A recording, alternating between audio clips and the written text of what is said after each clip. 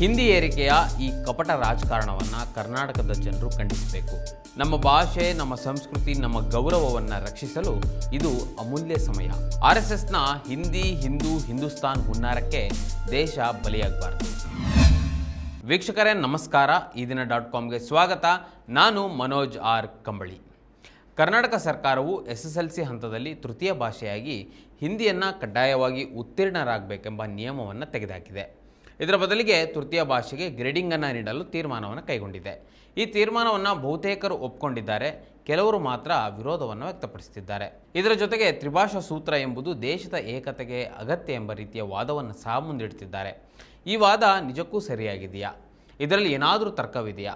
ಹಿಂದಿ ಭಾಷೆ ಗೊತ್ತಿಲ್ಲದಿದ್ದರೆ ಕನ್ನಡಿಗರು ಕಷ್ಟ ಅನುಭವಿಸಬೇಕಾ? ಈ ಎಲ್ಲ ಪ್ರಶ್ನೆಗಳಿಗೆ ಸರಿಯಾದ ಉತ್ತರವನ್ನು ಕಂಡುಕೊಳ್ಳುವ ಸಮಯವಿದು. ಈ ಎಲ್ಲ ಪ್ರಶ್ನೆಗಳಿಗೆ ಉತ್ತರವನ್ನು ಈ ವಿಡಿಯೋದಲ್ಲಿ ಕೊಡ್ತೀನಿ. ಈ ವಿಡಿಯೋವನ್ನು ಪೂರ್ತಿ ನೋಡಿ. ವೀಕ್ಷಕರೇ, ಭಾರತ ಎಂಬುದು ವಿವಿಧತೆಯಲ್ಲಿ ಏಕತೆಯನ್ನು ಕಾಣುವ ದೇಶ. ವಿವಿಧ ಜನರ ಭಾಷೆ, ಸಂಸ್ಕೃತಿ, ವೇಷಭೂಷಣ, ಆಹಾರ ಪದ್ಧತಿ ಎಲ್ಲವನ್ನು ಒಳಗೊಂಡ ಏಕತೆಯನ್ನು ನೋಡುವ ದೇಶ. ಈಗ ಬಂದಿರುವ ಪ್ರಶ್ನೆ ಏನೆಂದರೆ, ಹಿಂದಿಯನ್ನು ನಮ್ಮ ಶಿಕ್ಷಣದಿಂದ ತೆಗೆದರೆ ಏನಾಗ್ತದೆ? ತ್ರಿಭಾಷಾ ಸೂತ್ರವೇ ಇಲ್ಲದ ಉತ್ತರ ಭಾರತದ ರಾಜ್ಯಗಳು ಏನನ್ನು ಕಳೆದುಕೊಂಡಿವೆ?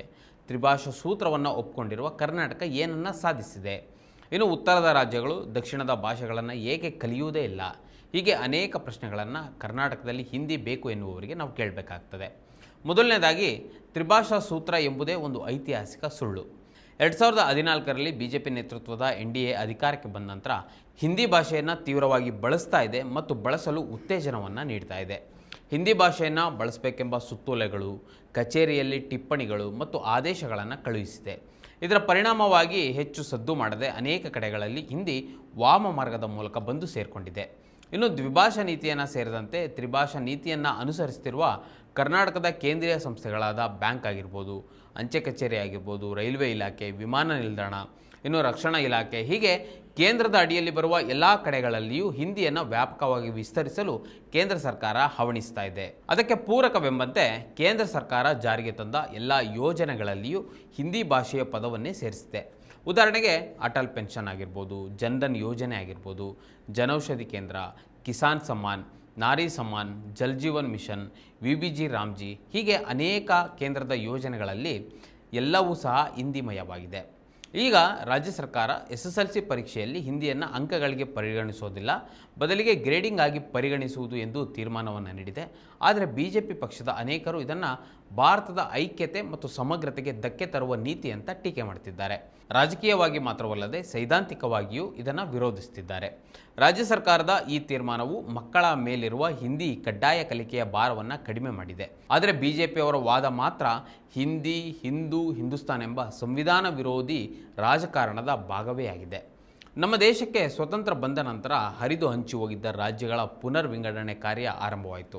1956ರಲ್ಲಿ ಆಂಧ್ರ ಪ್ರದೇಶದ ಪೊಟ್ಟಿ ಶ್ರೀರಾಮುಲು ಅವರು ಅಮರಣಾಂತ ಉಪವಾಸವನ್ನು ಮಾಡಿ ಭಾಷಾವಾರು ರಾಜ್ಯವಾಗಿ ಆಂಧ್ರ ಪ್ರದೇಶ ಸ್ಥಾಪನೆಗೆ ಕಾರಣರಾದರು. ಅದೇ ವರ್ಷ ಕನ್ನಡ ಭಾಷೆ ಮಾತನಾಡುವ ಜನರಿಂದ ಮೈಸೂರು ರಾಜ್ಯ ಸ್ಥಾಪನೆಯಾಯಿತು. ಅದೇ ರೀತಿಯಲ್ಲಿ ತಮಿಳುನಾಡು, ಕೇರಳ, ಮಹಾರಾಷ್ಟ್ರ, ರಾಜಸ್ಥಾನ, ಹೀಗೆ ಇಡೀ ಭಾರತವೇ ಭಾಷೆಯ ಆಧಾರದ ಮೇಲೆ ಸ್ಥಾಪನೆಯಾಯಿತು. ಇನ್ನು ಸಂವಿಧಾನ ರಚನಾ ಸಭೆಯಲ್ಲಿ ರಾಷ್ಟ್ರಕ್ಕೆ ಒಂದು ಭಾಷೆ ಬೇಕು ಎಂಬ ಬಗ್ಗೆ ಚರ್ಚೆ ನಡೆದಾಗಲೂ ಅನೇಕ ವಿರೋಧಗಳು ಬಂದವು. ಎಲ್ಲರನ್ನ ಕೂಡಿಸುವ ಭಾಷೆಯಾಗಿ ಇಂಗ್ಲೀಷನ್ನು ಮತ್ತು ಆಯಾ ರಾಜ್ಯಗಳ ಭಾಷೆಗಳನ್ನೇ ಮುಖ್ಯವೆಂದು ಭಾವಿಸಲಾಯಿತು. ಸಂವಿಧಾನದ 8ನೇ ಪರಿಚ್ಛೇದದಲ್ಲಿ ಕನ್ನಡವೂ ಸೇರಿದಂತೆ 22 ಪ್ರಾದೇಶಿಕ ಭಾಷೆಗಳಿಗೆ ಕಾನೂನಿನ ಮಾನ್ಯತೆಯನ್ನು ನೀಡಲಾಗಿದೆ. ಅದರಲ್ಲಿ ಅಸ್ಸಾಮಿ, ಬಂಗಾಳಿ, ಬೋಡೋ, ಡೋಗ್ರಿ, ಗುಜರಾತಿ, ಹಿಂದಿ, ಕನ್ನಡ, ಕಾಶ್ಮೀರಿ, ಕೊಂಕಣಿ, ಮೈಥಿಲಿ, ಮಲಯಾಳಂ, ಮಣಿಪುರಿ, ಮರಾಠಿ, ನೇಪಾಳಿ, ಒಡಿಯಾ, ಪಂಜಾಬಿ, ಸಂಸ್ಕೃತ, ಸಂತಾಲಿ, ಸಿಂಧಿ, ತಮಿಳು, ತೆಲುಗು ಮತ್ತು ಉರ್ದು. BJP ಅವರು ಹೇಳುವ ಒಂದು ಭಾಷೆಯ ಸಿದ್ಧಾಂತದಿಂದ ಇಷ್ಟು ಭಾಷೆಗಳನ್ನು ಹೊರಗೆ ಹಾಕಬೇಕಾಗ್ತದೆ. ಇವೆಲ್ಲವೂ ಸೇರಿದಂತೆ ಹಿಂದಿಯೂ ಸಹ ಕೇವಲ ಒಂದು ಪ್ರಾದೇಶಿಕ ಭಾಷೆಯಾಗಿ ಮಾತ್ರ ನಾವು ನೋಡಬೇಕಿದೆ. ಇನ್ನು ನಮ್ಮ ನಾಡಿನ ಮಕ್ಕಳು ಕನ್ನಡದ ಜೊತೆಗೆ ಇಡೀ ಜಗತ್ತಿಗೆ ಕೊಂಡಿಯಾಗಿರುವ ಇಂಗ್ಲೀಷನ್ನು ಕಲಿಯುವುದು ಸೂಕ್ತವೇ ಹೊರತು ಹಿಂದಿಯನ್ನು ಕಡ್ಡಾಯವಾಗಿ ಕಲಿಸುವುದು ಎಷ್ಟು ಸರಿ? RSS ಮತ್ತು BJP ಹೇಳುವ ಒಂದು ಎನ್ನುವ ಸಿದ್ಧಾಂತದ ಹುನ್ನಾರವೇ ಈ ತ್ರಿಭಾಷಾ ನೀತಿ. BJP ಚಿಂತನೆಗಳ ಪಿತಾಮಹನಾದ VD ಸಾವರ್ಕರ್ ಅವರು 1923ರಲ್ಲಿ ಬರೆದ ಎಸೆನ್ಷಿಯಲ್ ಆಫ್ ಹಿಂದುತ್ವ ಪುಸ್ತಕದಲ್ಲಿ ಸಂಸ್ಕೃತವನ್ನು ಭಾರತದ ಸಂಸ್ಕೃತಿಯ ಏಕಮಾತ್ರ ವಾಹಕ ಅಂತ ಕರೆದಿದ್ರು. ಆದರೆ ಈಗ ಎಲ್ಲರೂ ಸಂಸ್ಕೃತ ಕಲಿಯುವುದು ಕಷ್ಟವಾಗಿರೋದ್ರಿಂದ ಸಂಸ್ಕೃತದ ಪದಗಳನ್ನು ಒಳಗೊಂಡಿರುವ ಹಿಂದಿಯನ್ನು ಕಡ್ಡಾಯವಾಗಿ ಕಲಿಸುವುದು ಭಾರತವನ್ನು ಬ್ರಾಹ್ಮಣೀಕರಿಸುವ ಮತ್ತೊಂದು ಹುನ್ನಾರವೇ ಆಗಿದೆ.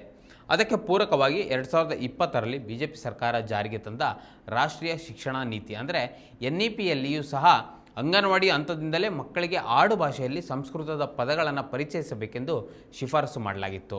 ಭಾರತವನ್ನು ಒಂದೇ ಎಂಬ ಪರಿಕಲ್ಪನೆಯಲ್ಲಿ ಗ್ರಹಿಸುವುದು ತಪ್ಪು. ಸಂವಿಧಾನದಲ್ಲಿ ಉಲ್ಲೇಖಿತವಾದ 22 ಭಾಷೆಗಳ ಮೇಲೆಯೇ ಈ ರಾಷ್ಟ್ರ ರೂಪುಗೊಂಡಿದೆ. ಆ ಎಲ್ಲ ಭಾಷೆಗಳನ್ನು ಕೋಟಿಗಟ್ಟಲೆ ಜನರು ಮಾತನಾಡ್ತಾರೆ. ಈಗ ಉದಾಹರಣೆಗೆ ಕರ್ನಾಟಕದಲ್ಲಿ ಮಾತ್ರ ಕನ್ನಡವನ್ನು ಸುಮಾರು 5 ಕೋಟಿಗೂ ಹೆಚ್ಚು ಜನರು ಮಾತನಾಡ್ತಾರೆ. ಹಿಂದಿಯನ್ನು ಪ್ರಮುಖ ಭಾಷೆ ಮಾಡುವುದಾದರೆ ಸಂವಿಧಾನದಲ್ಲಿರುವ ಎಲ್ಲ ಭಾಷೆಗಳು ಸತ್ತು ಹೋಗ್ತವೆ. ಆ ಭಾಷೆಗಳ ಜೊತೆ ಒಡನಾಡಿಕೊಂಡು ಬಂದಿದ್ದಂತಹ ಸಂಸ್ಕೃತಿ ಮತ್ತು ಅದರ ಇತಿಹಾಸವೂ ಸಹ ನಾಶವಾಗ್ತಾ ಹೋಗ್ತದೆ. ಹಿಂದಿ, ಹಿಂದೂ, ಹಿಂದೂಸ್ತಾನ್ ಅನ್ನುವ ಹುನ್ನಾರದ ಭಾಗವೇ ಈ ಹಿಂದಿ ಏರಿಕೆಯಾಗಿದೆ. ಹಿಂದಿಯನ್ನು ಅತಿ ಹೆಚ್ಚು ಜನರು ಮಾತನಾಡುವ ಭಾಷೆ ಎಂದು ಸುಳ್ಳನ್ನು ಬಿಂಬಿಸಲಾಗ್ತಾ ಇದೆ. ಮುಖ್ಯವಾಗಿ ಹಿಂದಿಯನ್ನು ರಾಷ್ಟ್ರ ಭಾಷೆ ಎಂದು ಘೋಷಿಸಿ ಎಲ್ಲ ಮಾರಾಟದ ಸರಕುಗಳ ಮೇಲೆ ಕಡ್ಡಾಯವಾಗಿ ಹಿಂದಿಯಲ್ಲಿ ವಿವರಗಳನ್ನು ನಮೂದಿಸಬೇಕೆಂದು ಆಗ್ರಹಿಸಿ 2010ರಲ್ಲಿ ಸುರೇಶ್ ಕಚಾಡಿಯಾ ಅವರು ಗುಜರಾತ್ ಹೈಕೋರ್ಟ್ನಲ್ಲಿ ಒಂದು ದಾವೆಯನ್ನು ಸಲ್ಲಿಸಿದರು. ಆದರೆ ಗುಜರಾತ್ ಹೈಕೋರ್ಟ್ ಹಿಂದಿಯು ಭಾರತದ ಒಂದು ಭಾಷೆಯೇ ಹೊರತು ಅದು ರಾಷ್ಟ್ರ ಭಾಷೆಯಲ್ಲ ಅಂತ ಹೇಳಿದೆ ಮತ್ತು ಸಂವಿಧಾನದಲ್ಲಿ ರಾಷ್ಟ್ರ ಭಾಷೆ ಎಂಬ ವರ್ಗೀಕರಣವೇ ಇಲ್ಲ ಅಂತ ಸ್ಪಷ್ಟನೆಯನ್ನು ಗುಜರಾತ್ ಹೈಕೋರ್ಟ್ ನೀಡಿದೆ. ಈಗ RSS ಮತ್ತು BJPಯವರ ಮತ್ತೊಂದು ವಾದ ಏನೆಂದರೆ ಹಿಂದಿಯನ್ನು ಅತಿ ಹೆಚ್ಚು ಜನರು ಬಳಸ್ತಾರೆ ಅಂತ. 2011ರ ಭಾಷಾ ಗಣತಿ ಪ್ರಕಾರ ಇಡೀ ದೇಶದಲ್ಲಿ ಹಿಂದಿ ಮಾತನಾಡುವವರ ಸಂಖ್ಯೆ 43% ಅಂತ ಹೇಳ್ತಾರೆ. ಆದರೆ ಈ ಗಣತಿಯಲ್ಲಿ ಅವ್ರು ಕೇಳಿರುವ ಪ್ರಶ್ನೆ ಏನೆಂದರೆ ನಿಮಗೆ ಹಿಂದಿ ತಿಳಿದಿದೆಯೇ ಅಂತ ಮಾತ್ರ. ಅಂದರೆ ಹಿಂದಿ ನಿಮಗೆ ಮಾತೃಭಾಷೆ ಎಂಬುದನ್ನು ಈ ಗಣತಿಯಲ್ಲಿ ಪರಿಗಣಿಸಿಲ್ಲ. ಅಷ್ಟೇ ಅಲ್ಲದೆ ಪ್ರತ್ಯೇಕ ನುಡಿಗಳಾದ ಡೋಗ್ರಿ, ಭೋಜ್ಪುರಿ, ಮೈಥಿಲಿ, ಮಗಹಿ, ಅವಧಿ, ಹರ್ಯಾಣವಿ, ಛತ್ತೀಸ್ಗಢಿ, ಬ್ರಜ್, ಬುಂಡೇಲಿ, ಗಢ್ವಾಲಿ, ಕುಮೌನಿ ಇತ್ಯಾದಿಗಳನ್ನು ಹಿಂದಿಯ ಅಡಿಯಲ್ಲಿ ತರಲಾಗಿದೆ. ಅಷ್ಟೇ ಯಾಕೆ ರಾಜಸ್ಥಾನಿ, ಪಂಜಾಬಿ, ಗುಜರಾತಿ, ಕಾಶ್ಮೀರಿ ನುಡಿಗಳನ್ನು ಸಹ ಹಿಂದಿ ನುಂಗಿ ಹಾಕಿದೆ.